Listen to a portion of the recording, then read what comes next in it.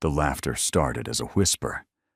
Carenza Whitmore stood frozen in the center of the Hartwell Ballroom, her cream silk gown suddenly feeling like a shroud, as 300 pairs of eyes fixed upon her, with expressions ranging from pity to cruel delight. The chandeliers above cast merciless light upon the scene unfolding before her, a scene she could not escape, no matter how desperately her mind screamed at her legs to move. Quentin Ashford, the man she had loved for 2 years, the man who had promised her forever just 3 weeks ago, stood 5 feet away with another woman draped upon his arm. Lady Sophronia Harcourt, with her golden curls and sapphire silk, smiled like a cat who had cornered something small and helpless. "Surely you didn't believe him," Sophronia said, her voice pitched to carry across the suddenly silent ballroom. "Nah, a merchant's daughter with a disgraced father? Quentin was merely being charitable. We've been engaged for months." The words landed like physical blows. Carenza's gaze flew to Quentin, searching for denial, for outrage, for anything that would prove this was some terrible misunderstanding. He looked away. "Quentin," her voice emerged as barely a whisper. "Tell her she's wrong. Tell them." The silence stretched like a blade being drawn. Somewhere behind her, a woman tittered. The sound broke something open, and suddenly the whispers erupted like wildfire through the assembled guests. "Did you hear? The Whitmore girl actually thought her father lost everything to gambling debts, you know. Tragic, really. One almost pities her. Pity. She aimed above her station. This is precisely what comes of—" Quentin finally met her eyes, and what Carenza saw there was worse than cruelty. It was indifference. "Miss Whitmore, I apologize if my kindness gave you false impressions. Lady Sophronia and I have had an understanding since childhood. Surely you must have realized you proposed to me." The words tore from her throat, raw and desperate. She knew she should stay silent, preserve what little dignity remained, but the betrayal was too enormous to contain. "In my mother's garden. You gave me your grandmother's ring. You said, I said many things." His voice hardened, and she saw it then, the calculation beneath the charm. The man she had loved had never existed. Things that were appropriate to the moment. Surely a woman of your circumstances understands how these arrangements work. The ring was still hidden in her jewelry box at home, a secret she'd been savoring until their formal announcement. A ring that apparently meant nothing. Laughter rippled through the crowd, not unkind, exactly, but worse. Amused. She was entertainment to them, a cautionary tale about reaching too high. Carenza's vision blurred. She would not cry. She would not give them that satisfaction. But her feet still would not move, and the walls of silk and jewels and judgmental eyes pressed closer with every passing second. "Someone should escort the poor creature out," a matron said loudly, "before she embarrasses herself further." And then, from somewhere near the back of the ballroom, came the sound of a chair scraping against marble. The whispers died, as if strangled. Carenza blinked, following the gazes of the crowd, and felt her pulse stutter to a halt. A man was rising to his feet. Tall, dark-haired, with a face that looked carved from granite and shadows. He moved through the parting crowd with the unhurried grace of someone who had never once been refused anything in his entire life, and people, lords and ladies of the finest families in England, scrambled to clear his path. She knew who he was. Everyone knew who he was. Hadrian Vance, the Duke of Ashworth, the man they called the Devil of Ashworth, behind his back, never to his face. The man whose first wife had died under mysterious circumstances. The man who had dueled 3 men and left 2 of them permanently maimed. the man whose ice-colored eyes were said to freeze grown men where they stood. Those eyes were fixed on her now. Carenza's lungs seized as he approached, his boots clicking against the marble floor in a rhythm that matched her thundering pulse. Behind her, she heard Quentin make a small, strangled sound. Sophronia's smug expression faltered. The Duke stopped directly before Carenza. This close, she could see the sharp angles of his jaw, the thin scar that curved along his left cheekbone, the way shadows seemed to cling to him like loyal servants. He was magnificent. He was looking at her as if she were the only person in the room. "Miss Whitmore," he said, his voice a low rumble that somehow carried to every corner of the silent ballroom. "I believe you promised me the supper waltz." She had promised him nothing. She had never exchanged a single word with this man in her life.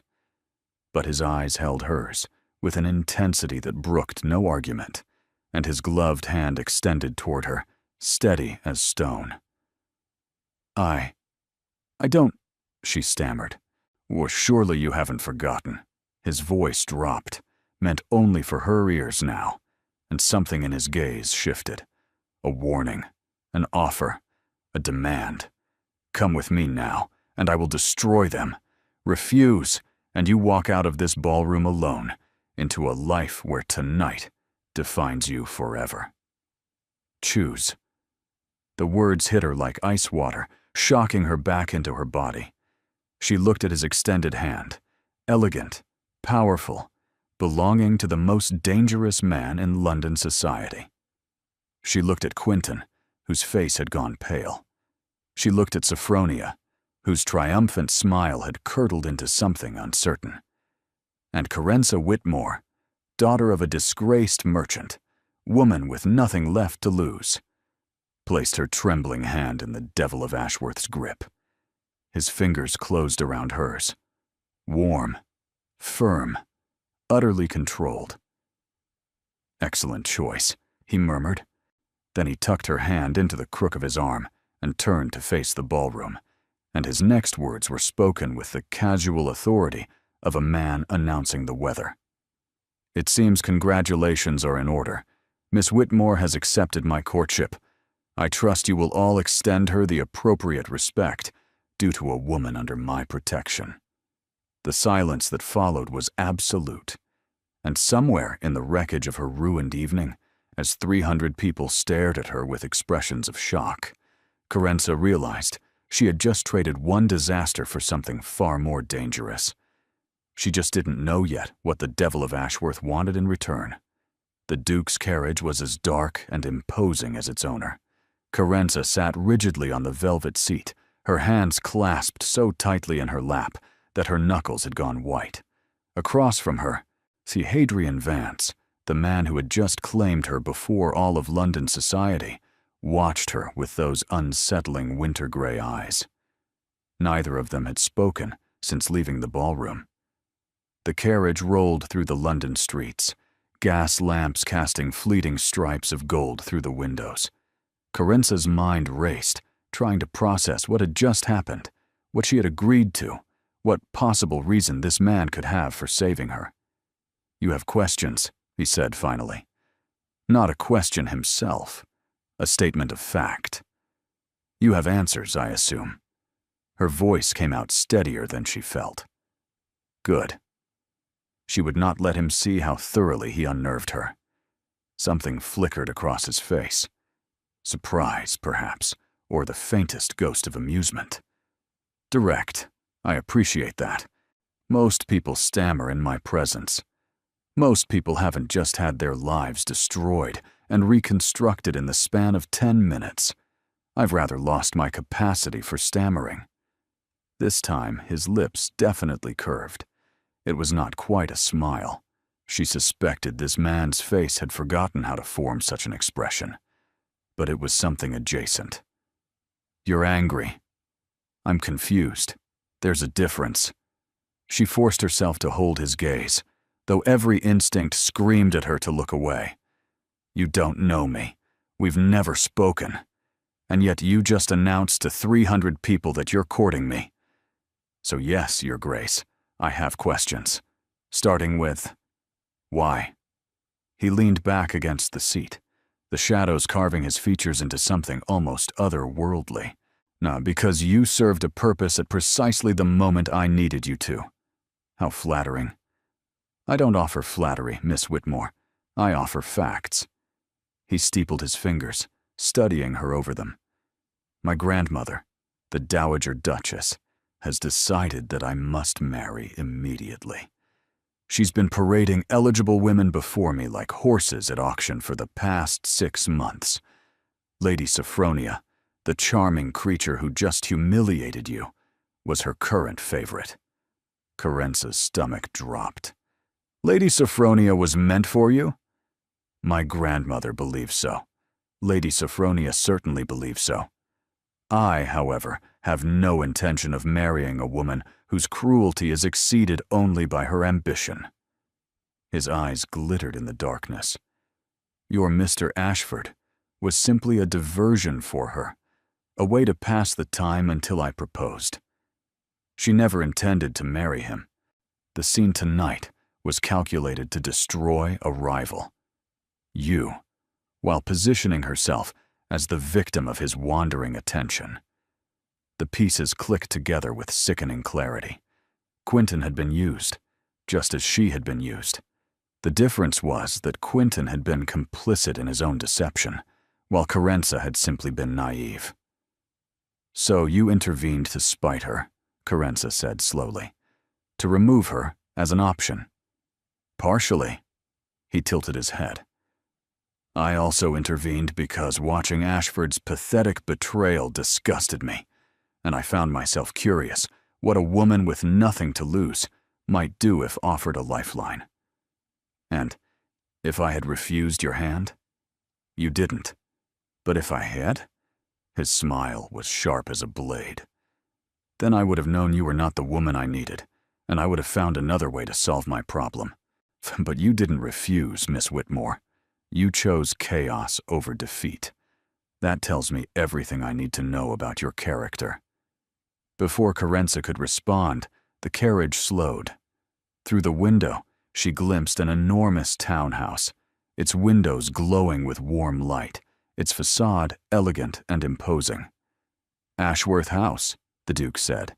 My London residence. You'll be staying here. I absolutely will not. You absolutely will. He spoke without heat, as if her objection was merely a detail to be managed. I've just announced my courtship to all of society. If you return home tonight, alone, the gossip will tear you apart by morning. They'll say I reconsidered. They'll say I found you lacking. Everything I did tonight will have been for nothing, and you'll be in a worse position than before. She hated that he was right. And if I stay, what exactly are you proposing? An arrangement. He leaned forward, his gaze intense. For the remainder of the season, you will play the role of a woman being courted by me. You will attend events on my arm, be seen in my company, and give every appearance of a potential match. In exchange, I will provide you with protection, gowns, social rehabilitation, and at the end of the season, references and connections that will secure your future. And what do you gain? Freedom from my grandmother's machinations. As long as I'm publicly pursuing you, she cannot force another match upon me. Lady Sophronia will be neutralized, and when the season ends, we will simply decide we don't suit. You'll depart with your reputation restored, and I'll have bought myself time. It was logical. Cold, calculated, and entirely logical. There has to be more to it than that, Carence said. A man like you doesn't rescue strangers at balls out of convenience. What aren't you telling me? For the first time, his expression wavered. Something she couldn't read passing behind his eyes. You're perceptive. Good. You'll need to be. He paused. Let's just say I have reasons for avoiding marriage that go beyond mere reluctance. Reasons I may share with you in time, if you prove trustworthy. The carriage door opened, revealing a footman in immaculate livery. "I haven't agreed to anything," Carenza said quickly. "Then agree now, or let me take you home and watch your life crumble by breakfast." He rose, stepping out of the carriage and turning to offer his hand. "The choice, Miss Whitmore, is entirely yours." She stared at his outstretched hand, the same hand that had saved her an hour ago, the same hand that belonged to a man called the Devil by everyone who knew him. "If I do this," she said slowly, "I have conditions." His eyebrow rose. "You're negotiating with me. You need me as much as I need you. That makes us equals in this, Your Grace, whatever your title may suggest." His expression flickered. Respect, perhaps, or intrigue. "Name your conditions." "First, my family must be informed properly. My mother will worry herself into illness if she hears gossip before truth. I want a letter delivered tonight, explaining that I've accepted a position as a companion to your household. Nothing about arrangements or schemes. Done. Second, when this ends, I want real references, and letters of introduction from your household, from anyone you can persuade to vouch for me. I will not return to what I was before. I need a future. That can be arranged. Third." She met his eyes directly. "The moment you decide to actually marry, whether Lady Sophronia or anyone else, you tell me immediately. I won't be used as a shield while you conduct a real courtship in the shadows. I may be poor, Your Grace, but I'm not a fool, and I refuse to be made to look like one." The silence stretched between them, charged with something electric. Then Hadrian Vance smiled. A real smile this time, though no less dangerous for its authenticity. "You have my word. All three conditions. Agreed." He extended his hand once more. "Do we have a bargain, Miss Whitmore?" Carenza thought of Quentin's betrayal, of Sophronia's cruelty, so of the wreckage of everything she had believed her life would be. She thought of her mother's worried face, her brother's debts, and the slow suffocation of genteel poverty. She took his hand. "We have a bargain." His grip was firm and warm, sealing a bargain that would change everything. She just didn't know yet how much. Ashworth House was not a home. It was a monument. Carenza followed the Duke through the grand entrance, her borrowed slippers clicking against marble floors, so polished she could see her own pale reflection staring back at her. Everything gleamed, the crystal chandeliers dripping light like frozen waterfalls, the gilt-framed portraits of stern-faced ancestors, and the sweeping staircase that curved upward into shadows. The air smelled of beeswax and hothouse flowers and old money. "Mrs. Pemberton will show you to your rooms," the Duke said, gesturing toward a severe-looking woman in black who had materialized from somewhere in the house's depths. "You'll find everything you need has been prepared." "Prepared?" Carenza turned to him sharply. "You couldn't have known I would agree to this. I knew someone would." His expression gave nothing away. "The room has been ready for weeks. I simply hadn't found the right candidate until tonight." He inclined his head, a gesture of dismissal. "Rest. Tomorrow will be demanding." And then he was gone, disappearing down a corridor as if the shadows had simply reclaimed him. Carenza stood alone in the vast entrance hall, feeling smaller than she had ever felt in her life. "This way, miss," Mrs. Pemberton said, her tone carefully neutral, as if she found anything unusual about a strange woman arriving at midnight with the master, she gave no indication. "The Primrose Suite has been prepared for you." The Primrose Suite turned out to be larger than the entire upper floor of Carenza's family home. She stopped in the doorway, unable to fully process what she was seeing. A four-poster bed draped in silk the color of spring dawn, a writing desk positioned beneath windows that would overlook the gardens, a wardrobe larger than her bedroom back home, a sitting room with its own fireplace already crackling with welcoming flames. Fresh flowers, primroses naturally, arranged in crystal vases on every surface. The Duke's sister, Lady Anthea, selected the furnishings, Mrs. Pemberton said. She hoped whoever occupied this room would find it cheerful. His sister? Lady Anthea Vance. She resides here as well. I'm certain she'll wish to meet you in the morning. Was that the faintest hint of warmth in the housekeeper's voice? Is there anything else you require tonight, miss? Carenza shook her head mutely, still trying to absorb the fact that this beautiful room was meant to be hers, even temporarily, even as part of a bargain she didn't fully understand. Very well. I'll send Nanette up shortly. She's been assigned as your lady's maid. And then Mrs. Pemberton was gone, and Carenza was alone. She walked slowly through the suite, trailing her fingers over silk and velvet and polished wood. This morning, she had woken in her narrow bed in their cramped lodgings, on listening to her mother's quiet weeping through the thin walls. Tonight, she stood in a room that cost more than her family's entire annual income, bound by a bargain to a man society called the Devil. The absurdity of it crashed over her, and she sank onto the edge of the bed, her legs finally giving way. What had she done?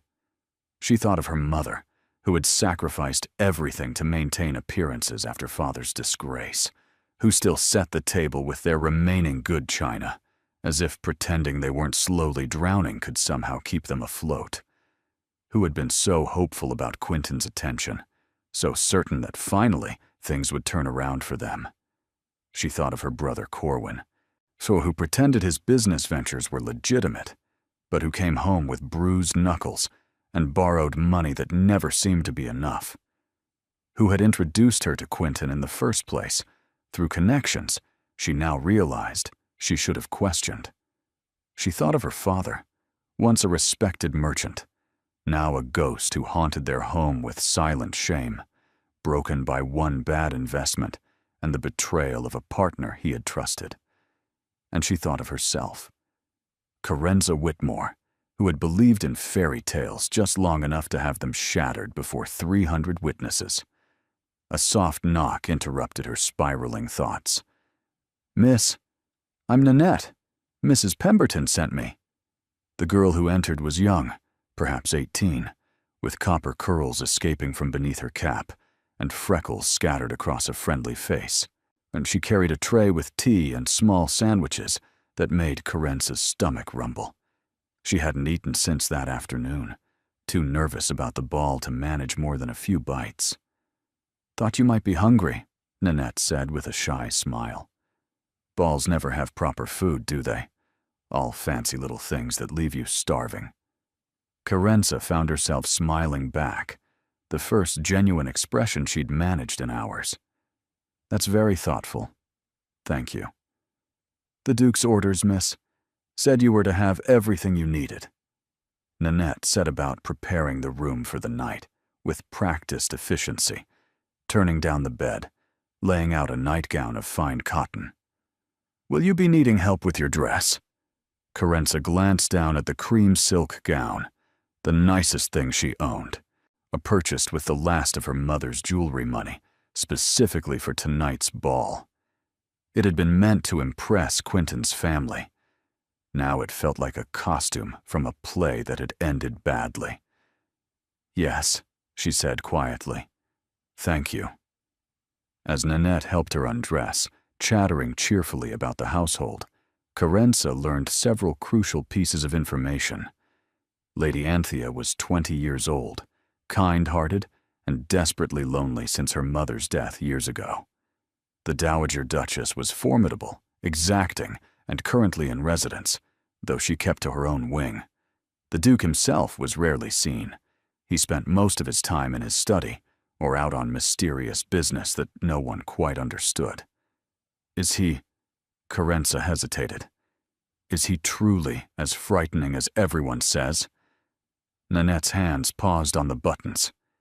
He's not cruel, miss. Not to staff, anyway.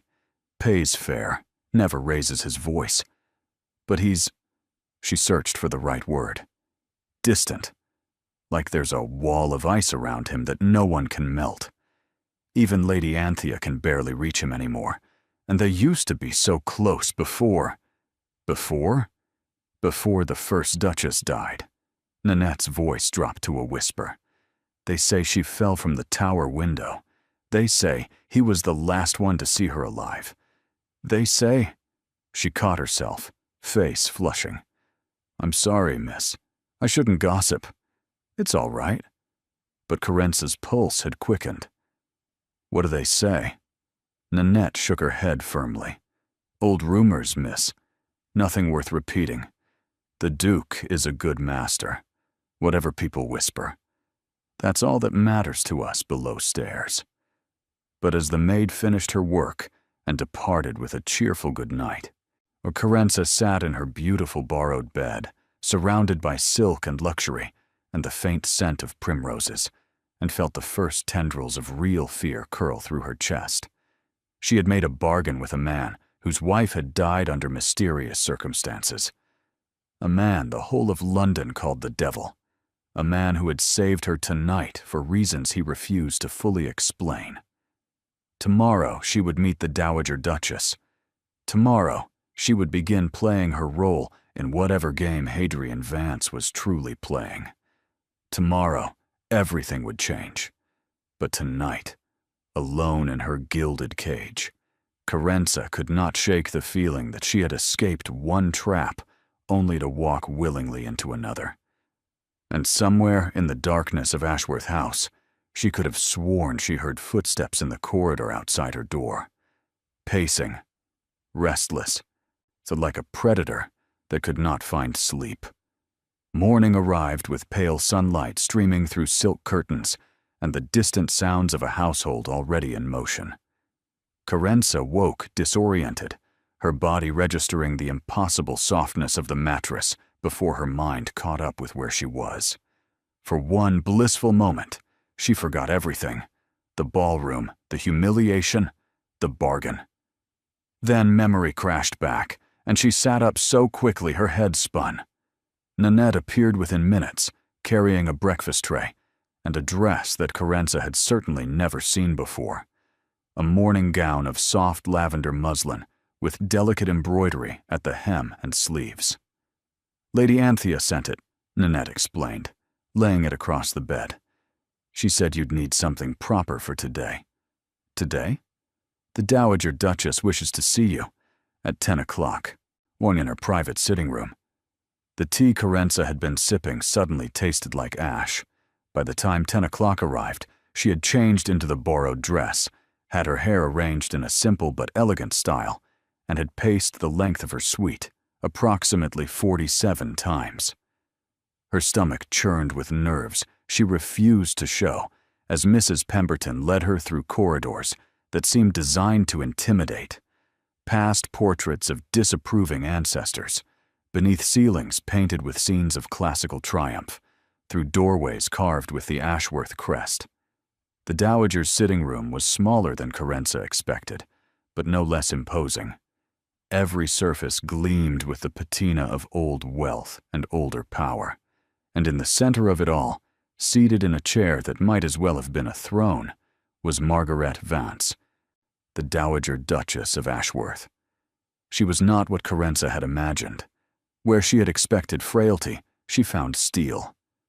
The Dowager was perhaps 70, with silver hair arranged in an elaborate style, sharp gray eyes that missed nothing, and a posture so perfect it made Carenza's spine ache in sympathy.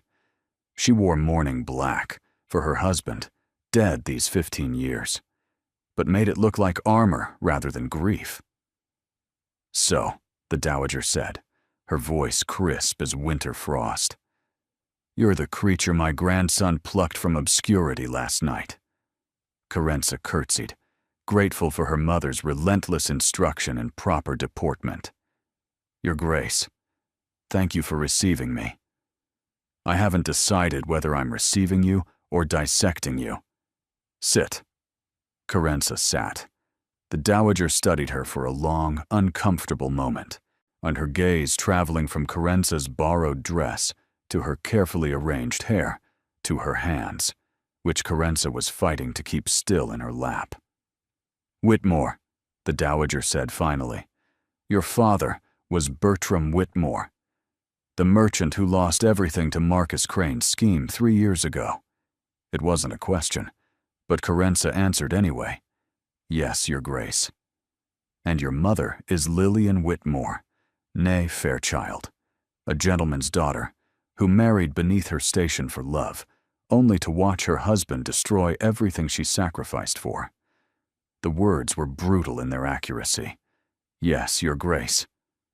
"And your brother, Corwin Whitmore, has accumulated gambling debts with at least 4 establishments in London. Debts he has been attempting to pay off through increasingly desperate schemes with increasingly unsavory associates." Carenza's face burned, but she held the Dowager's gaze. "You've done your research." "I do my research on everyone who enters my grandson's orbit." The Dowager leaned forward slightly. "What I cannot determine through research, however, is why Hadrian chose you. Of all the desperate young women in London, why you specifically?" "I don't know." "Don't lie to me, girl." "I'm not lying." Carenza's voice came out sharper than she intended. "I don't know why he chose me. I was simply there, at the right moment, in the right circumstances. The right circumstances being your public humiliation at the hands of a fortune-hunting cad and his ambitious accomplice." Something in the Dowager's tone made Carenza pause. "You knew about Quentin and Lady Sophronia." "Of course I knew. I arranged for Lady Sophronia to attend the Hartwell ball specifically because I knew Ashford would be there with you." The Dowager's lips curved in something that was not quite a smile. "I wanted her to see what she was competing against. I didn't expect her to be quite so theatrical in eliminating the competition." The revelation hit Carenza like a physical blow. "You orchestrated my humiliation?" "I orchestrated an opportunity for Lady Sophronia to prove herself unsuitable, which she did, spectacularly." The Dowager's gray eyes glittered. "I had no interest in seeing my grandson married to a woman capable of such public cruelty. I simply didn't expect him to respond by claiming her victim as his own." "So you're not angry that he chose me?" "I'm furious that he chose anyone at all without consulting me. I'm intrigued that he chose someone with nothing to offer but cleverness and desperation. And I'm curious whether you're intelligent enough to understand what you've walked into." "Then enlighten me." The Dowager's eyebrow rose. "You have spine. Good. You'll need it." She rose from her chair and moved to the window, her black silk rustling like whispered secrets. "My grandson is not the monster society believes him to be, but he is damaged. His first wife's death destroyed something in him. Something, I fear, cannot be repaired." "What happened to her? Truly?" The Dowager was silent for a long moment. "Arabella was fragile, beautiful, charming, and completely wrong for him. I opposed the match, but Hadrian was young and convinced he was in love. They married, and within 2 years, she was dead. The rumors say he killed her." The Dowager turned, her expression unreadable. "The rumors are wrong. Arabella killed herself. Threw herself from the tower window while Hadrian watched, helpless to stop her. He has blamed himself ever since." The horror of it stole Carenza's breath. "Why? Because he couldn't save her? Because he believes he failed her? Because guilt is a prison he's built around himself, and he refuses to leave it?" The Dowager moved closer, her voice dropping. "I want him to marry because I want him to live again, to feel something beyond duty and grief. Lady Sophronia would have bored him into an early grave. But you—" She studied Carenza with renewed intensity. "You might actually reach him. Or you might make everything worse. I haven't decided which." "And if I make it worse?" The Dowager's smile was sharp as a blade. "Then I will destroy you so thoroughly that no one will remember your name." It should have scared her. Instead, Carenza found herself standing taller. "I understand, Your Grace. but I should warn you.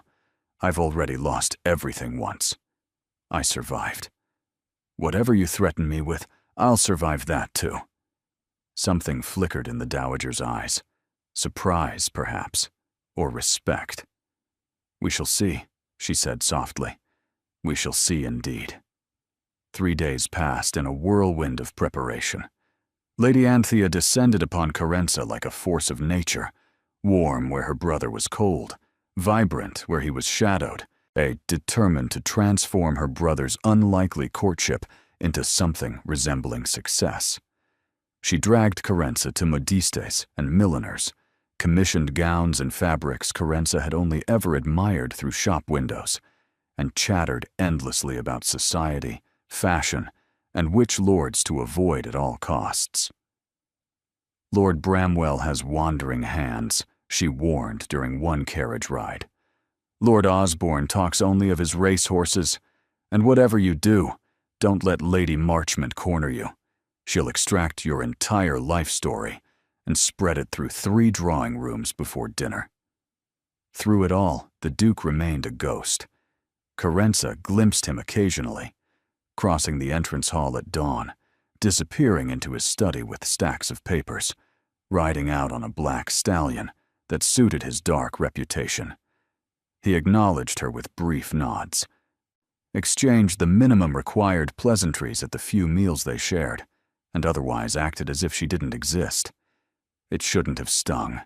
This was an arrangement, nothing more. But somehow it did. "He's always like this," Anthea said on the 4th evening, finding Carenza in the library. "Since Arabella. He buries himself in work, estate business, investments, parliament.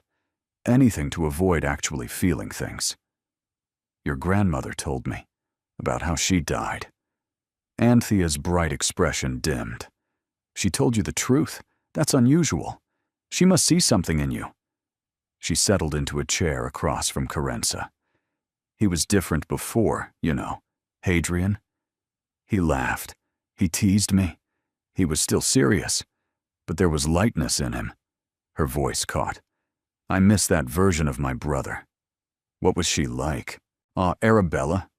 Beautiful, delicate, like a porcelain figurine."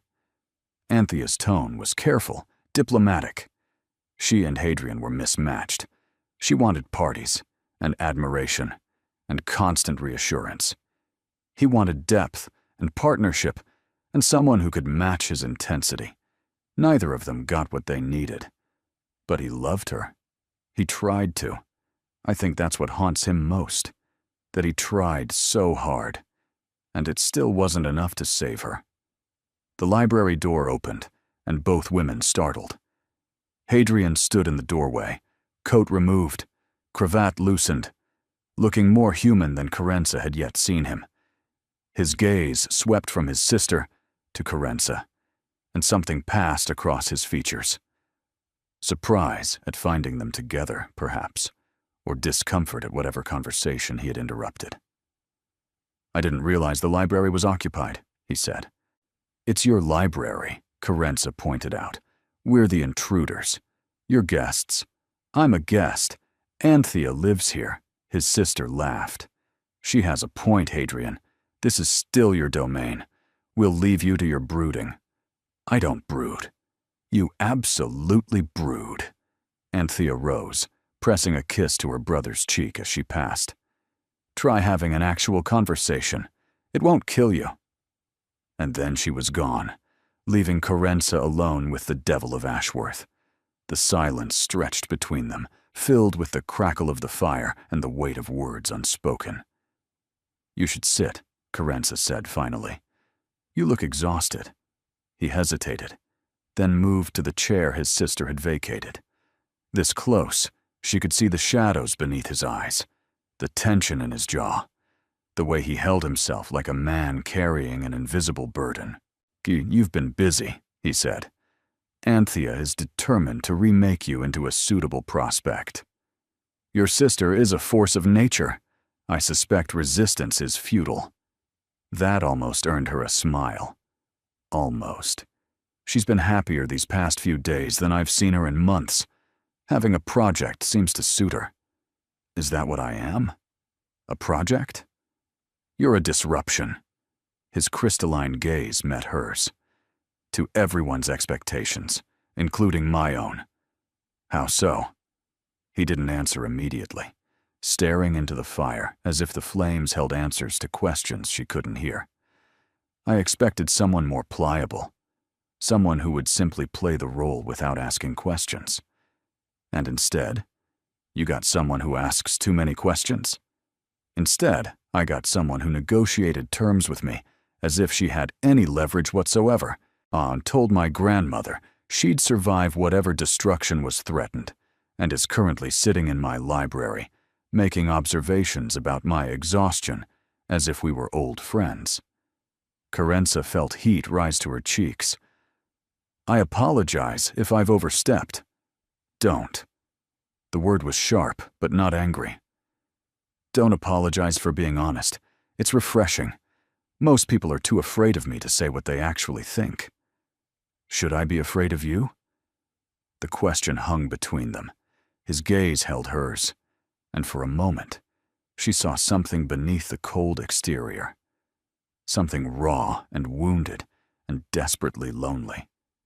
Probably, he said quietly, but not for the reasons they think. Then tell me the real reasons. He rose abruptly, moving to the window. The night pressed against the glass like a living thing. You ask too many questions, Miss Whitmore. Carenza, he turned. What?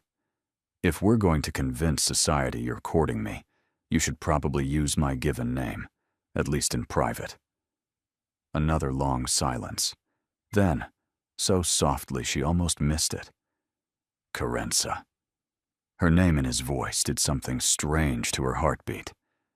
The Hartington ball is in 2 days, he said, returning to safer ground. It will be our first public appearance since the Hartwell incident. Everyone will be watching. I know. Are you ready?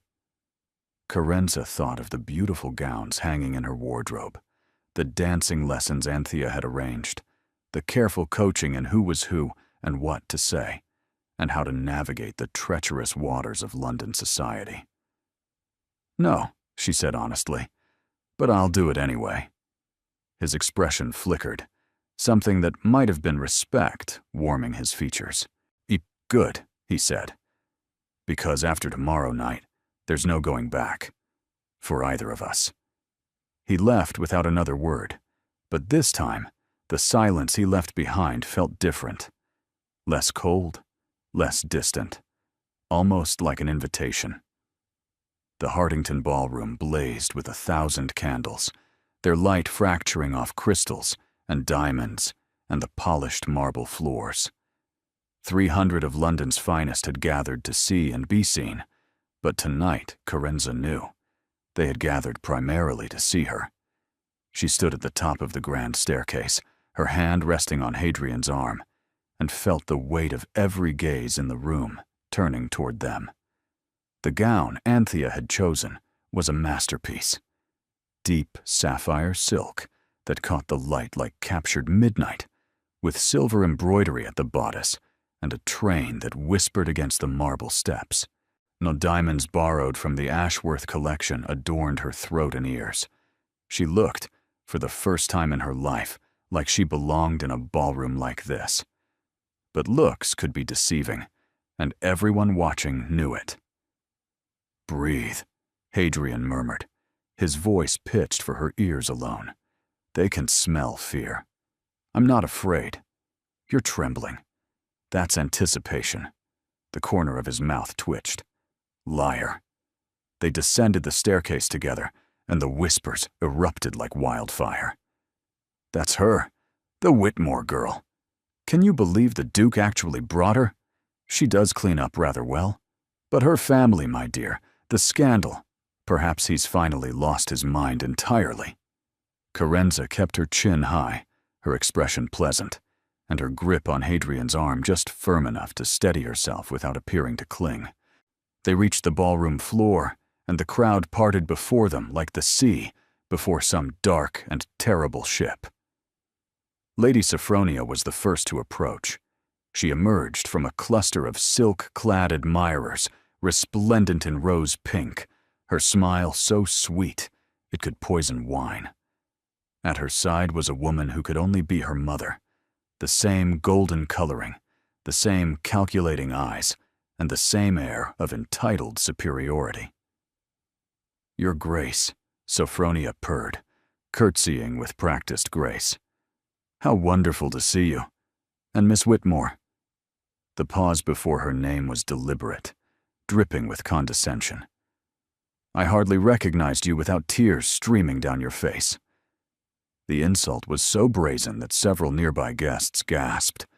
Carenza felt Hadrian tense beside her, felt the dangerous energy coiling in his frame. But before he could speak, she laid her hand gently over his.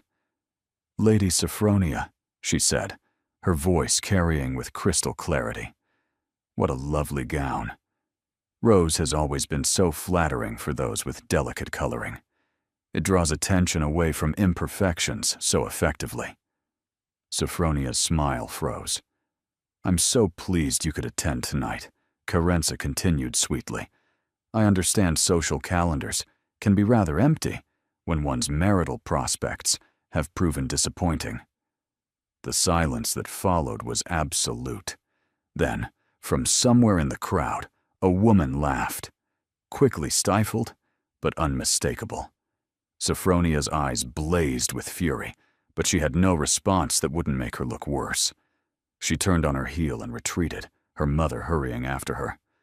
"Well," Hadrian said quietly, "that was unexpected. You sound almost impressed. I sound exactly as impressed as I am." He guided her deeper into the ballroom. "Where did you learn to fight like that?" "Survival. When you have nothing, words become weapons." She glanced up at him. "You of all people should understand that." Before he could respond, the orchestra began a new piece, a waltz.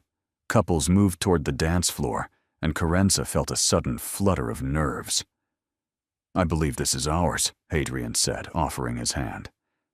They had practiced.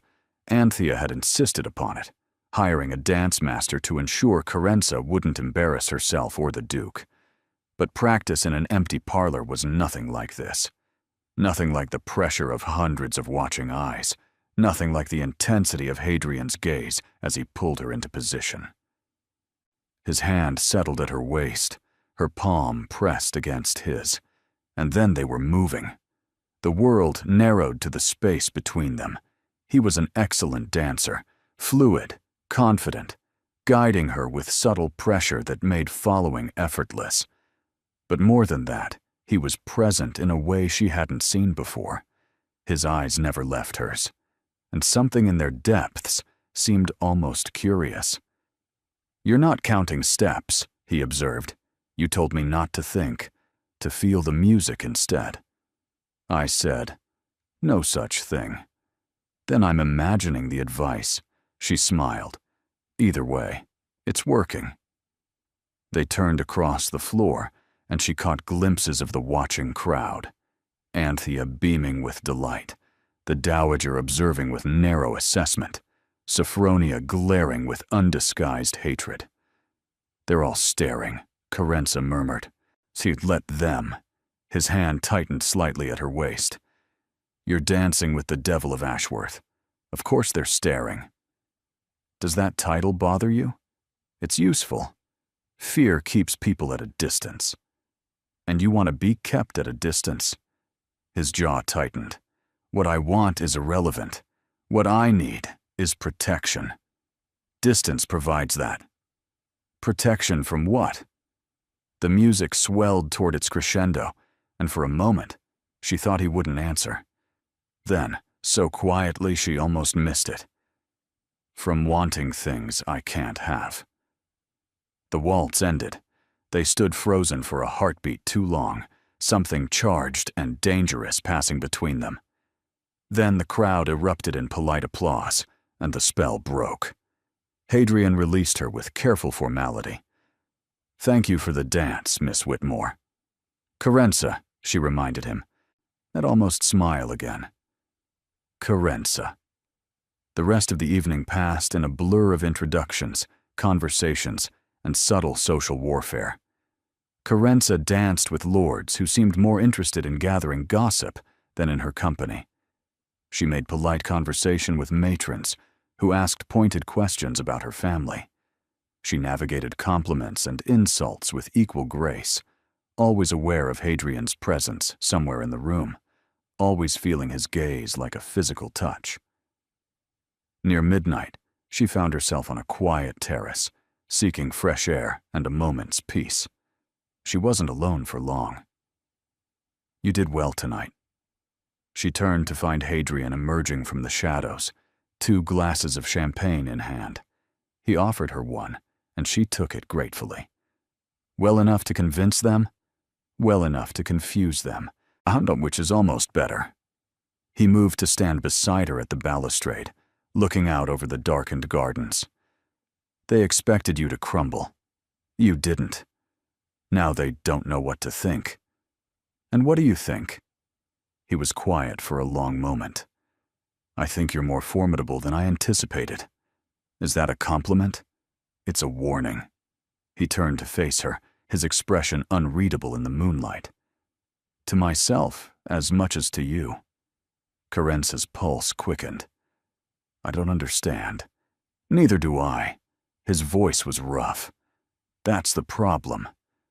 Before she could respond, voices drifted from the ballroom, Sophronia's distinctive laugh drawing closer. Hadrian's expression shuddered. "We should return. People will talk if we're absent too long." "They'll talk regardless." "Then let's give them something worth discussing." He offered his arm. One more dance before we leave?" She took his arm, feeling the warmth of him through his sleeve. "As you wish, Your Grace." They returned to the ballroom together, and if Carenza's heart was racing faster than it should, if her skin still tingled where he had touched her, if something fundamental had shifted in the space between them, well, that was her secret to keep, for now. The days following the Hardington ball brought a shift in the household's atmosphere. Where Hadrian had been a ghost before, now he was a shadow, still distant, still guarded, but present in ways he hadn't been. He appeared at breakfast, making dry observations that almost qualified as conversation.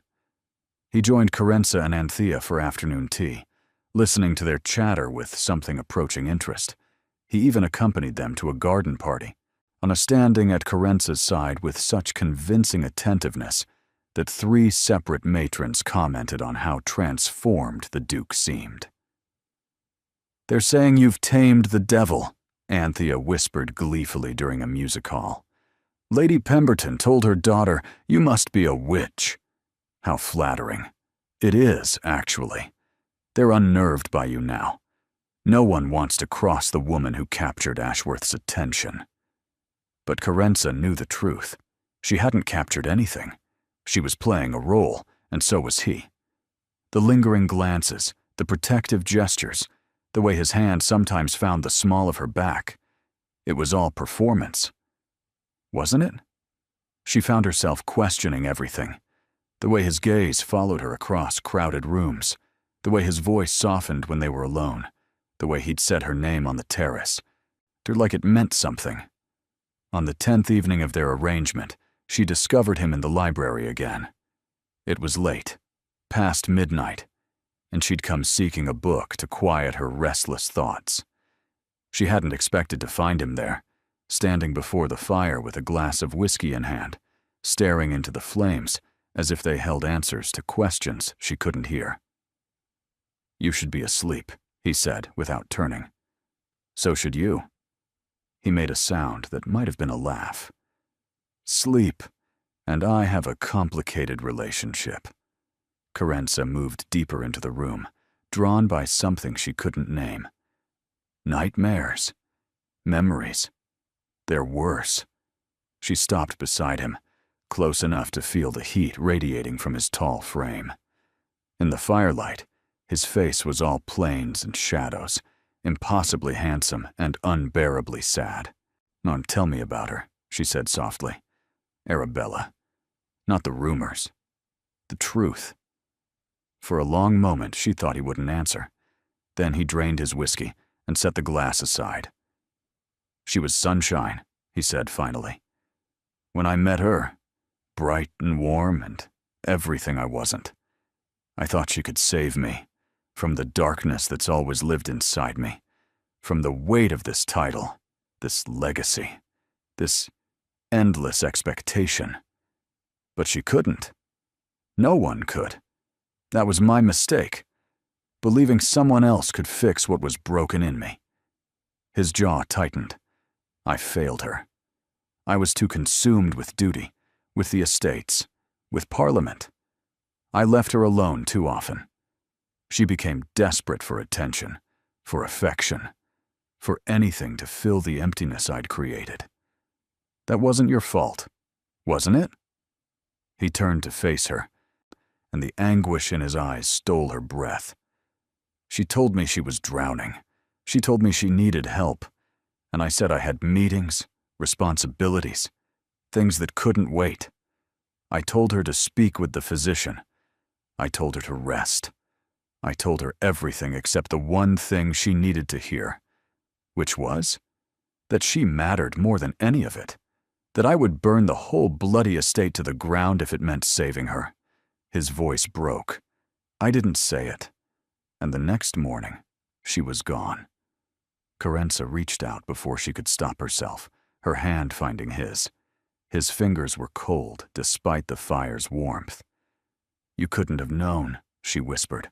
I should have known. I should have seen. He stared at their joined hands, as if he couldn't quite believe she was touching him. After she died, I swore I would never let anyone close enough to hurt like that again. Never let myself need someone so completely that losing them would destroy me. And now, his gaze lifted to hers, and what she saw there made everything else fall away.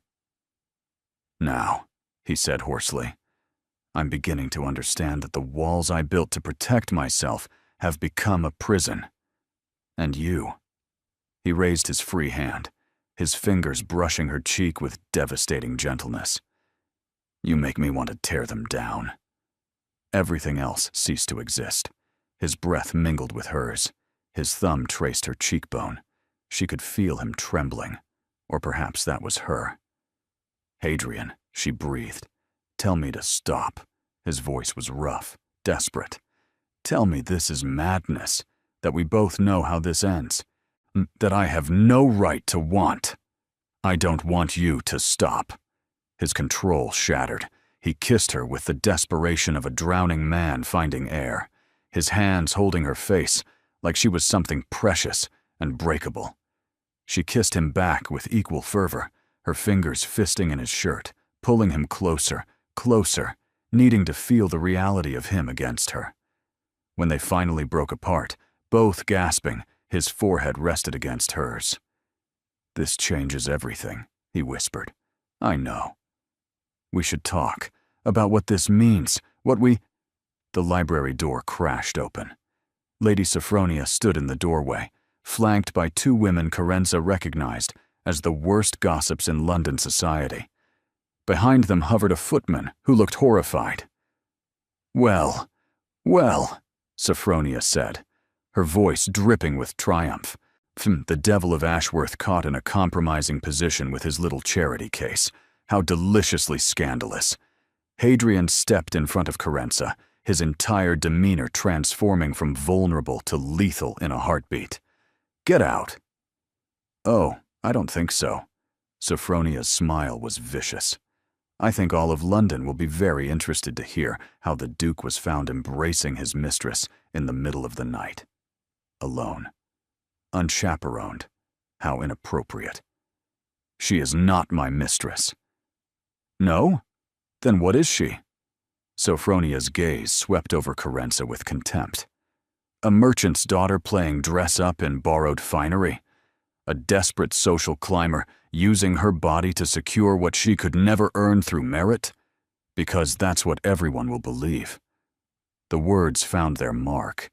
Every insecurity Carenza had buried came roaring to the surface. "You think I don't know what you are?" Sophronia continued, stepping closer. "A temporary amusement, a distraction. When he tires of you, and he will, you'll go back to exactly what you were before. Nothing, no one, forgotten. That's enough." Hadrian's voice could have frozen the Thames. "Is it? I'm only saying what everyone thinks." Sophronia turned to her companions. "Come, ladies. We have news to share." They swept out, leaving devastation in their wake. Carenza couldn't breathe. The beautiful moment they'd shared lay ruined around them, replaced by the cold reality of everything Sophronia had said. "Carenza!" Hadrian reached for her. She stepped back. "Don't. What she said isn't true, isn't it?" Her voice faltered. "I am a merchant's daughter. Now I am wearing borrowed finery. I'm here because of an arrangement, not because I belong." She wrapped her arms around herself. "She's right about all of it. She's not right about any of it. Then what am I to you? Really?" The question hung between them, raw and bleeding. And Hadrian, the man who had kissed her like she was everything, stood silent. It was answer enough. 3 days passed in suffocating tension. Carenza withdrew to her rooms, pleading headaches that were only partially fabricated. Nanette brought meals that went largely untouched. Anthea knocked repeatedly, her worried voice muffled through the door. But Carenza couldn't face her cheerful optimism. Not now. The gossip had spread exactly as Sophronia intended. Whispers about the compromising position reached every drawing room in London. Speculation ran rampant. Was the Duke truly courting the Whitmore girl, or simply enjoying her company in less respectable ways? The ambiguity was intentional, poisoning the narrative just enough to taint Carenza's reputation without providing anything concrete enough to refute. On the 4th morning, a letter arrived from her mother. "My dearest Carenza, word has reached us of difficulties. Your brother wishes to come to London immediately, but I've convinced him to wait. Whatever has happened, I trust you to handle it with the grace and strength I've always seen in you. Remember, my darling, our worth is not determined by what others say about us, but by what we know to be true in our own hearts. You have always been extraordinary. Don't let anyone convince you otherwise. All my love." Mother Carenza read the letter 3 times, on her vision blurring with tears. Her mother, who had lost everything and kept going. Her mother, who still believed in her. A knock interrupted her tears. "Miss Whitmore," Mrs. Pemberton's voice, carefully neutral. "His Grace requests your presence in the library." Her chest constricted. She hadn't seen Hadrian since that night, had avoided even the possibility of encountering him. "Tell him I'm unwell." "I'm afraid he was quite insistent, miss. He said to tell you he has something that belongs to you." Curiosity warred with self-preservation. Curiosity won. She found him standing by the window, bathed in afternoon light that softened the harsh angles of his face. He looked as terrible as she felt. Shadowed eyes, drawn features, the weight of sleepless nights evident in every line of his body. On the table before him sat a small wooden box. "You've been avoiding me," he said without preamble. "I've been recovering from public humiliation. Again. That wasn't your fault. Does it matter whose fault it was?" She stayed near the door, maintaining distance. "The damage is done. Everyone believes I'm your mistress now. When this arrangement ends, I won't just be forgotten. I'll be ruined." "The arrangement isn't ending." "Of course it is. Eventually. That was always the plan." He crossed to the table and picked up the wooden box. "Come here. Hadrian, please." The word, so unexpected from him, drew her forward against her will. She stopped an arm's length away, watching him open the box with hands that weren't entirely steady. inside, nestled in velvet, lay a necklace, but not just any necklace, a delicate chain of white gold, and holding a pendant that took her breath away, a single sapphire, deep blue as midnight, surrounded by tiny diamonds that caught the light like scattered stars. "This belonged to my mother," Hadrian said quietly. "Not the Ashworth collection, not something borrowed from the family vault. This was hers personally, given to her by my father on their wedding day." Carence's heart lurched. "I can't accept this." "You can. You will." He lifted the necklace from its box, moving behind her. "May I?" She should refuse. This was too much, too meaningful, too dangerous to the careful walls she'd been trying to rebuild. She nodded. His fingers brushed her neck as he fastened the clasp, leaving trails of fire against her skin. The pendant settled against her collarbone, cool and surprisingly light. "My mother was not born to nobility," he said, and still standing behind her. She was a vicar's daughter. Society mocked her, dismissed her, and called her a fortune hunter despite the fact that my father had pursued her relentlessly. She endured it all because she believed their love was worth more than anyone's opinion. Carenza turned to face him. "Why are you telling me this?" "Because you asked what you are to me." His voice was rough.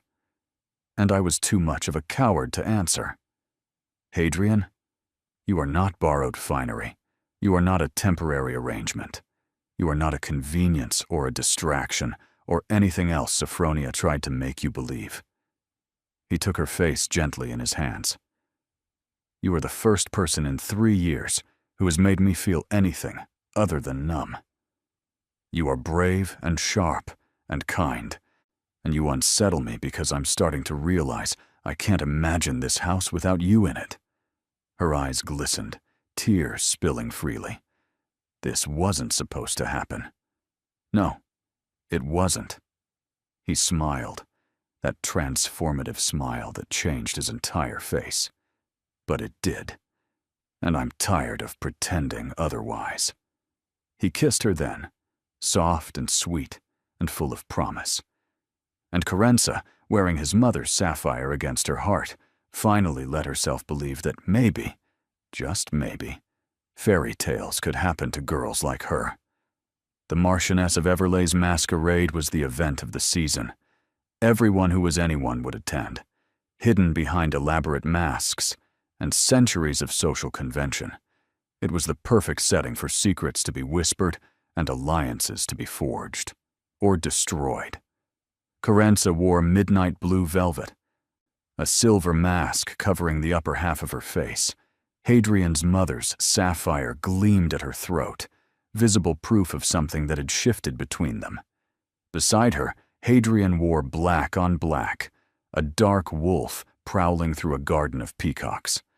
They had discussed strategy during the carriage ride, danced together, but not exclusively. Circulate separately to demonstrate confidence. Meet for supper and present a united front. What they hadn't discussed was the way Carenza's pulse raced when Hadrian looked at her, or the way his hand lingered at her waist, or the way everything felt different now, charged with possibility and danger in equal measure. "I'll find you before supper," he murmured as they entered the ballroom. "Don't let anyone corner you alone. I can handle myself. I know you can. I'm more worried about them." His smile held genuine warmth. "The last person who underestimated you is still nursing wounds to her pride." He disappeared into the masked crowd, and Carenza found herself smiling. For 2 hours, she navigated the treacherous waters of society with unexpected ease. The mask helped. Stripped of identifying features, everyone was equal, and she found herself conversing freely with lords and ladies who might have snubbed her in daylight. She had just escaped a particularly tedious conversation about hunting dogs when a hand closed around her arm. "Miss Whitmore, a word." Quentin Ashford's voice sent ice through her veins. He pulled her through a doorway, into a smaller parlor, mercifully empty of guests. His mask was pushed up on his forehead, revealing the handsome face she had once loved, and now saw clearly for what it was.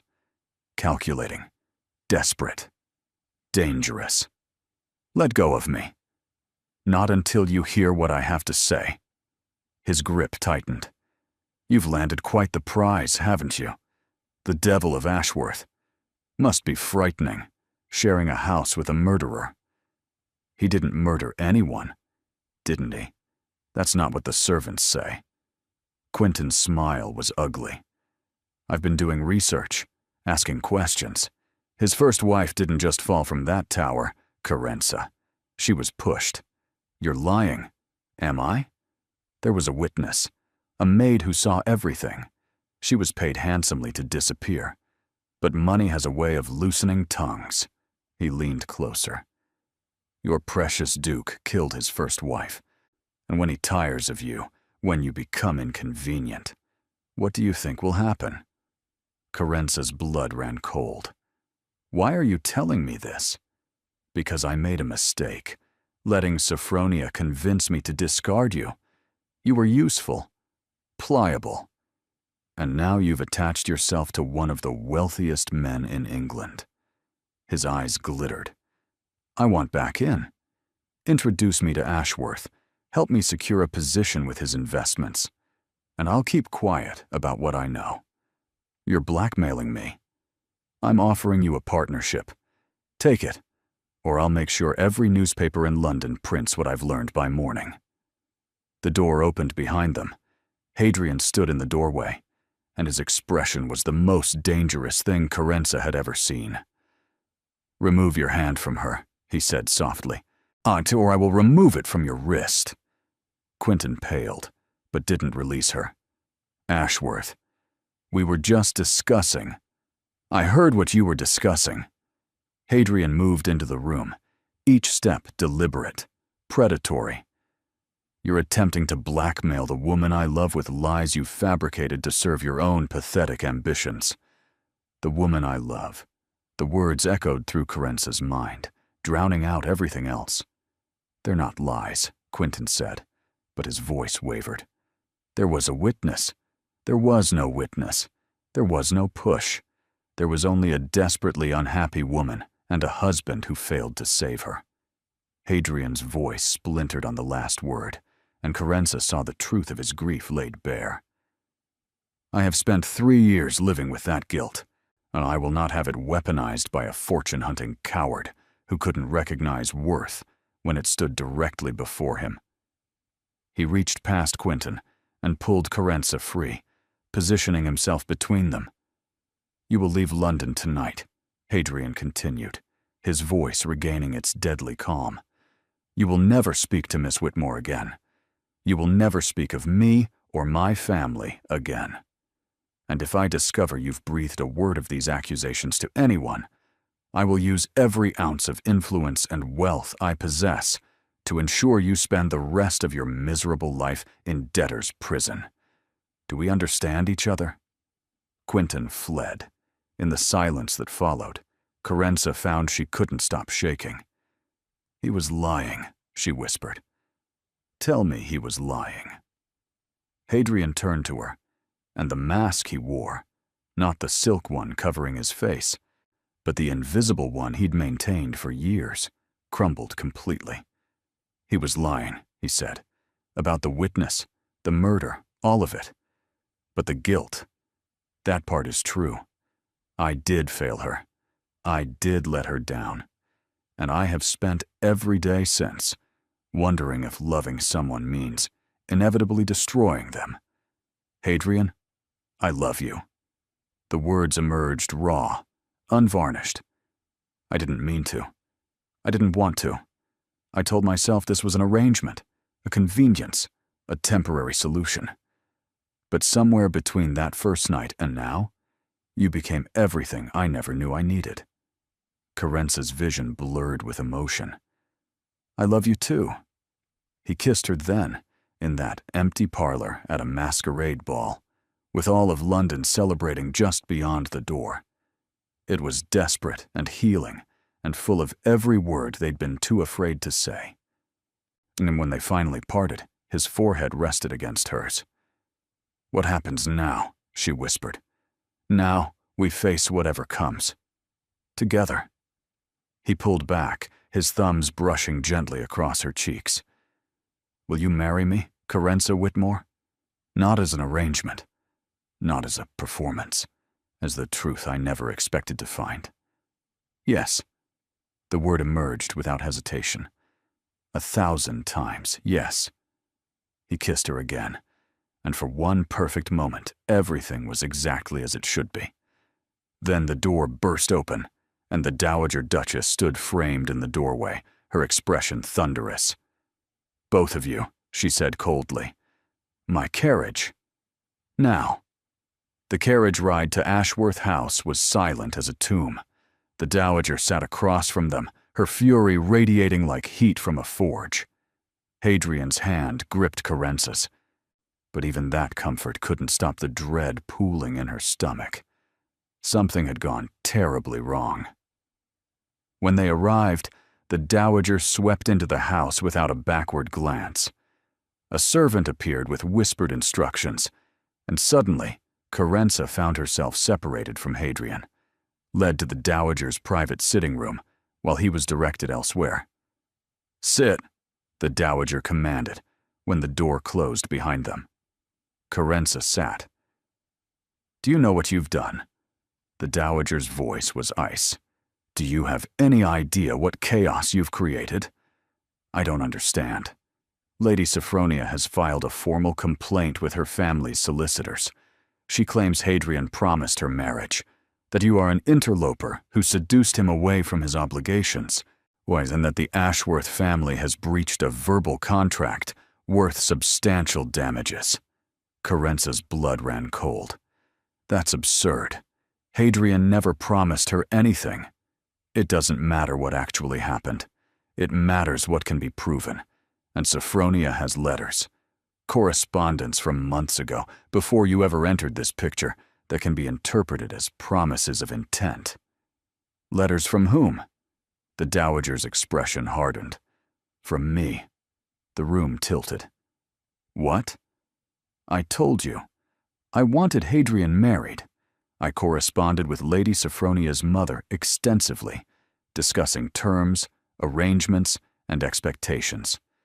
I used language that implied inevitability because I believed it was inevitable." The Dowager's hands twisted in her lap. "I never imagined my grandson would defy me so completely. And I certainly never imagined that foolish girl would use my letters as weapons. So we fight it. Hadrian can testify that he never agreed. And drag the family through a public scandal, have our private correspondence read aloud in courtrooms, give every gossip in London ammunition for years." The Dowager shook her head. "There's only one solution. The engagement between you and Hadrian must end. Publicly. Immediately. No, this isn't a negotiation, Miss Whitmore. I'm telling you what must happen to protect this family.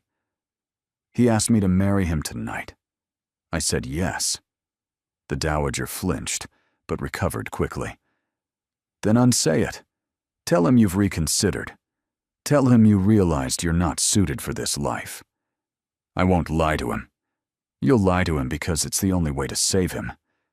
The Dowager's voice faltered, and for the first time, Carenza saw past the steel to the desperate grandmother beneath. "Do you understand what will happen if this goes to court? Every detail of Arabella's death will be exhumed. Every rumor, every whisper, every suspicion. They'll destroy him all over again." Carenza's heart fractured. "There has to be another way." "There isn't. I've consulted solicitors, advisors, everyone I trust. The only path forward is for you to leave, for the engagement to be portrayed as a misunderstanding, for Hadrian to make peace with Sophronia's family through negotiation. Without you. And if I refuse, then I will tell Hadrian what I did, that I orchestrated the entire situation at the Hartwell Ball, that I manipulated his meeting with you, that I've been pulling strings from the beginning." The Dowager's eyes glittered with unshed tears. He'll hate me. He'll hate you for being part of my machinations, even unwittingly. Either way, you lose him. At least this way, you lose him with his love intact." The cruelty of the choice was breathtaking. Leave and break his heart, or stay and watch as the truth destroyed everything between them anyway. "Give me tonight," Carenza whispered. "Let me say goodbye." "No goodbyes. They'll only make it harder. For both of you." The Dowager rose. "A carriage will take you home at first light. You'll leave a letter explaining that the situation has become untenable, that you've realized you're not suited to this world, that you wish him well. I'll handle the rest. This will destroy him. He's survived destruction before. He'll survive it again." The Dowager moved to the door. "I take no pleasure in this, Miss Whitmore, if circumstances were different. But they're not. No, they're not." The door closed, and Carenza was alone with the ruins of everything she had let herself hope for. She didn't sleep that night. Instead, she wrote the letter she had been ordered to write, her vision blurring as she crafted lies she didn't believe. When dawn broke, she dressed in her original gown, the cream silk from the Hartwell ball, now a bitter reminder of where everything had begun. She left the sapphire necklace on her writing desk. She couldn't take it. It would hurt too much. The carriage waited in the pre-dawn gray. She climbed inside without looking back, because looking back would mean seeing Ashworth House, and seeing it would shatter her completely. The drive home took 2 hours. Her mother met her at the door, taking one look at her face and pulling her into an embrace that said everything words couldn't. "What happened?" her mother whispered. "I fell in love," Carenza said, "and it wasn't enough." She retreated to her narrow bed in her cramped room and let the grief finally consume her. 5 days passed in gray numbness. Carenza moved through the motions of her old life like a ghost, helping with meals, mending clothes, accompanying her mother to market. She answered questions in monosyllables and smiled when smiles were expected, and felt absolutely nothing. Her mother watched with worried eyes but didn't push.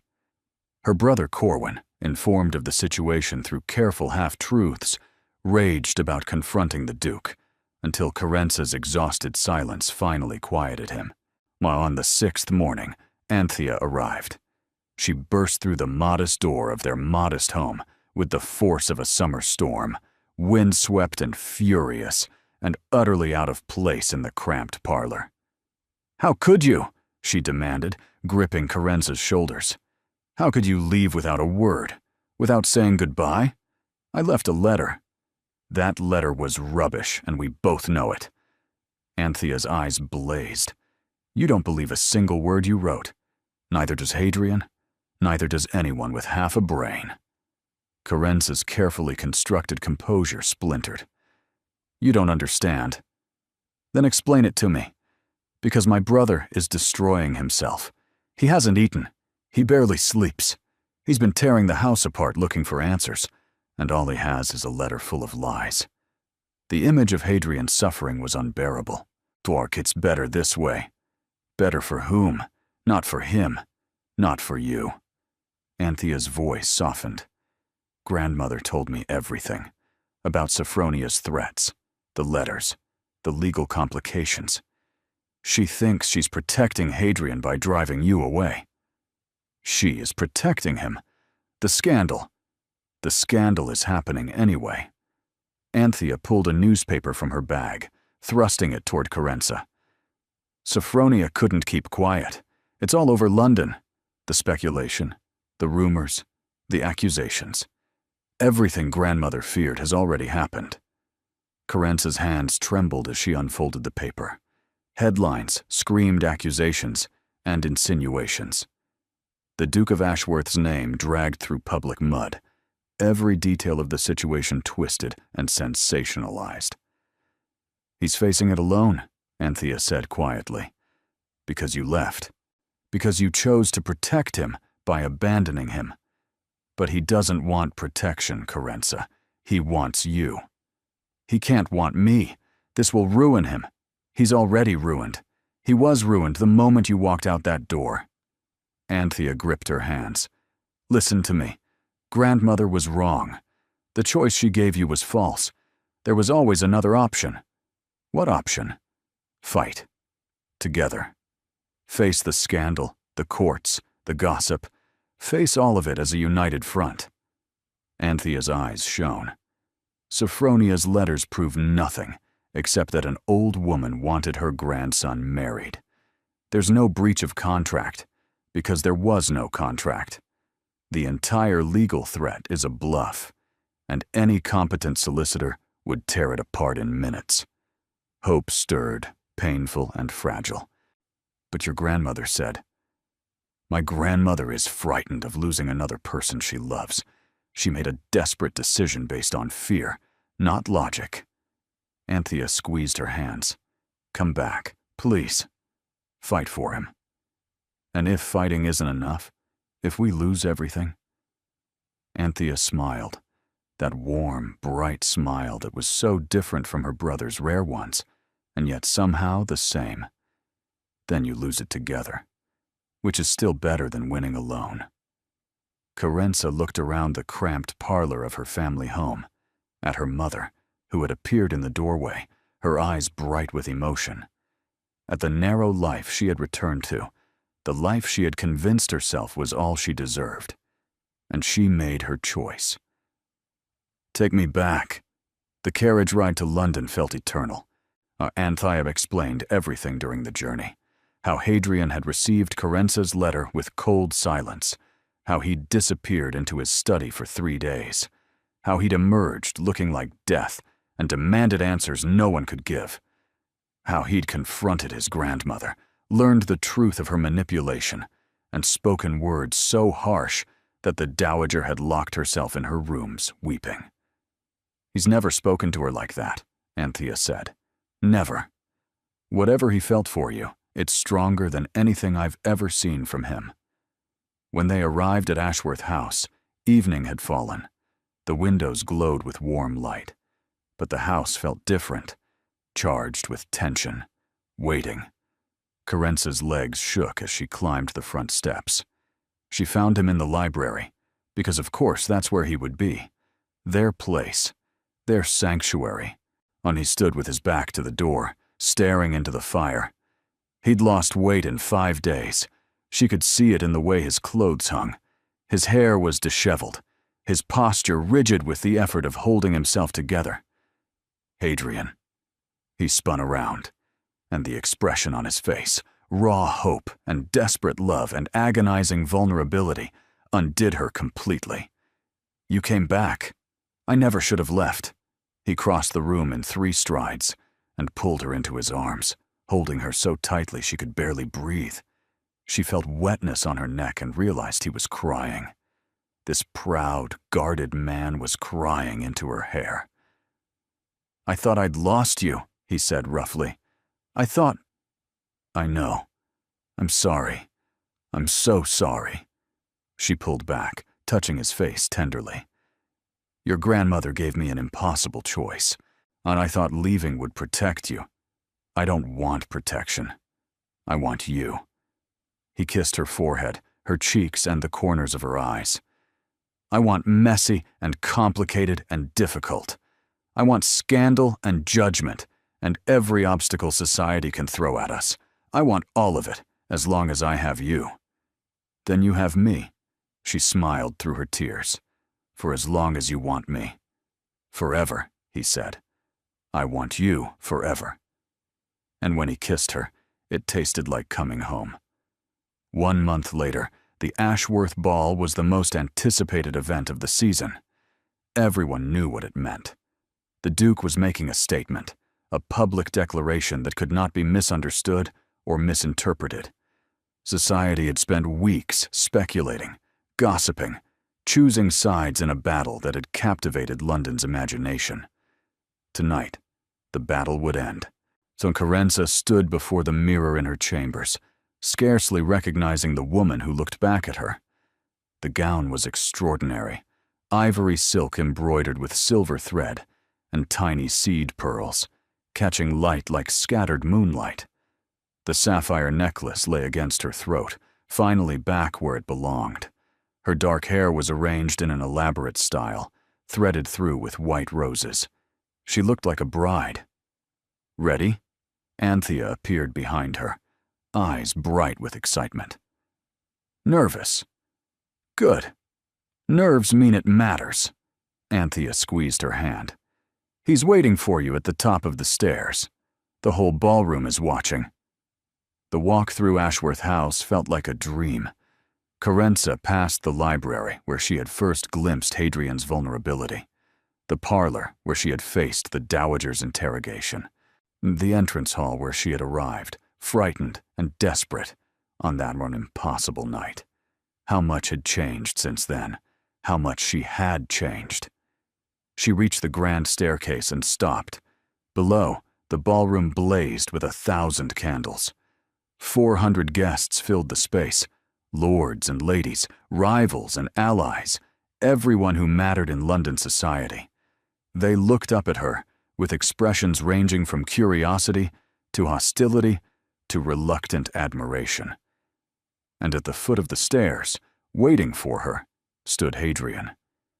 He wore midnight blue to complement her ivory, his dark hair swept back, his wintry gaze fixed on her with an intensity that made her breath catch. At his side stood the Dowager Duchess, her expression complicated, but no longer hostile.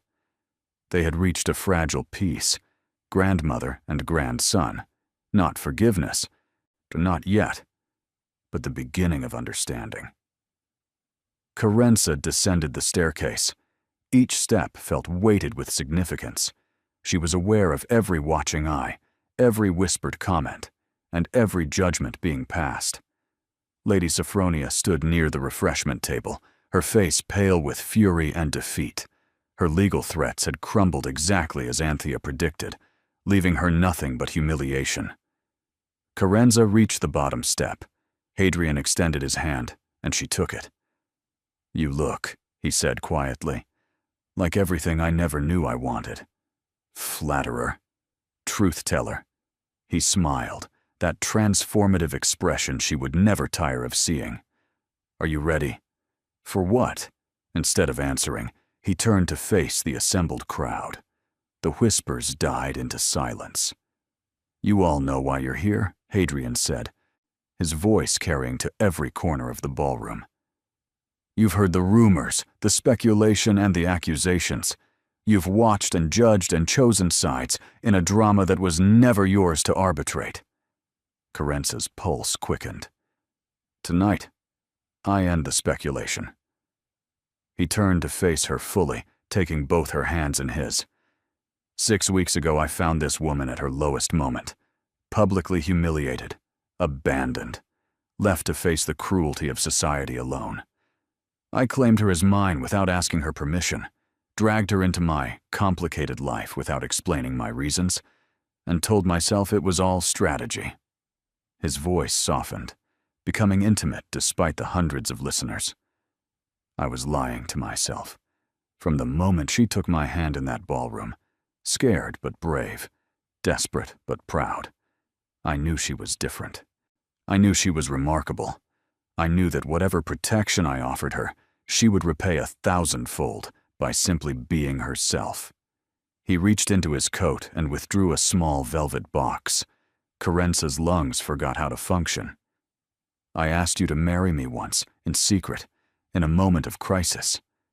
You said yes, but you deserve more than a desperate question in an empty parlor." He opened the box, revealing a ring that sparkled like captured starlight, a sapphire surrounded by diamonds, matching the necklace at her throat. "You deserve a proposal before witnesses, before the world, before everyone who ever doubted your worth or dismissed your value." He went down on one knee. The collective gasp from the crowd was audible, but Carenza barely heard it. Her entire existence had narrowed to this man, this moment, this impossible, beautiful reality. "Carenza Whitmore," Hadrian said, his voice rough with emotion. "You are the bravest person I have ever known. You taught me that walls built for protection can become prisons. You reminded me that love is worth every risk, every fear, every vulnerability it demands. You brought me back to life when I had forgotten what living felt like." His eyes shone. "Will you marry me? Not in secret, not as strategy, but as the simple, exhilarating, magnificent truth." Her eyes glistened, emotion overwhelming her. "Yes." He slid the ring onto her finger, then rose and pulled her into a kiss that was entirely improper for a public setting. The ballroom erupted, not in scandal, not in judgment, but in applause. Tentative at first, then growing, spreading, building into a wave of approval that washed over them like benediction. Even the dowager was clapping, emotion evident on her weathered face. When they finally broke apart, Hadrian pressed his forehead to hers. "They're applauding," she whispered. "They're intimidated by me. They'd applaud anything I told them to." She laughed, a real, full laugh that seemed to surprise them both. Probably true. Definitely true. He pulled back, his smile soft with wonder. "Dance with me, future Duchess." She took his hand. "Always." 6 months later, the Duchess of Ashworth stood in the ballroom of Ashworth House, watching her husband navigate a conversation with 3 nervous lords, who seemed uncertain whether to be awed or unsettled by his attention. "He still unnerves them," Anthea observed, appearing at her elbow with 2 glasses of champagne. "He always will. He enjoys it too much to stop." "And you? Does he still unsettle you?" Carenza smiled. "Never." It had been 6 months since the wedding, a ceremony small by ducal standards, attended only by those who truly mattered. Her mother had wept throughout. Corwin had stood as witness, cleaned up and employed now in one of Hadrian's legitimate business ventures. The dowager had given a speech that managed to be both apologetic and commanding, a combination only she could achieve. The scandal had faded, as scandals always did. Lady Sophronia had married a minor viscount and moved to the country. Quinton Ashford had disappeared to the continent, 1 step ahead of creditors.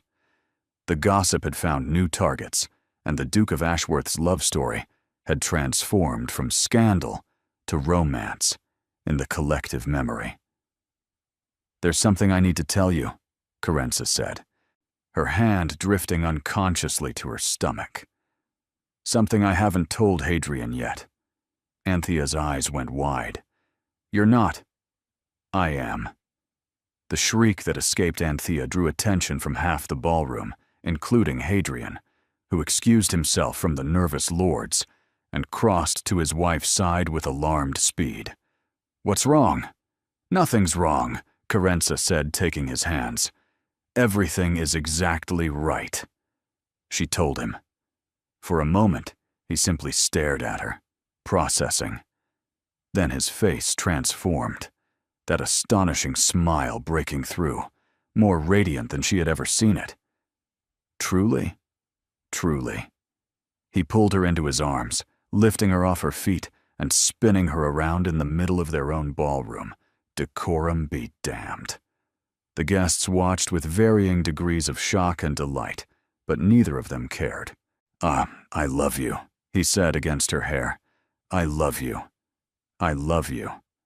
I love you too." She pulled back, touching his face with infinite tenderness. "Both of us do." Later that evening, after the guests had departed and the house had grown quiet, they stood together in the library, their place, their sanctuary. "Do you remember," Hadrian said, "the first time you came to this room? You told me I looked exhausted. You did. You do, occasionally still. You told me to sit, as if you had any right to give the Duke of Ashworth orders. I was practicing," she smiled, "for when I became a duchess myself." He laughed, that sound she had worked so hard to earn, that she would spend the rest of her life treasuring. You were remarkable from the very beginning. I should have known then that I didn't stand a chance.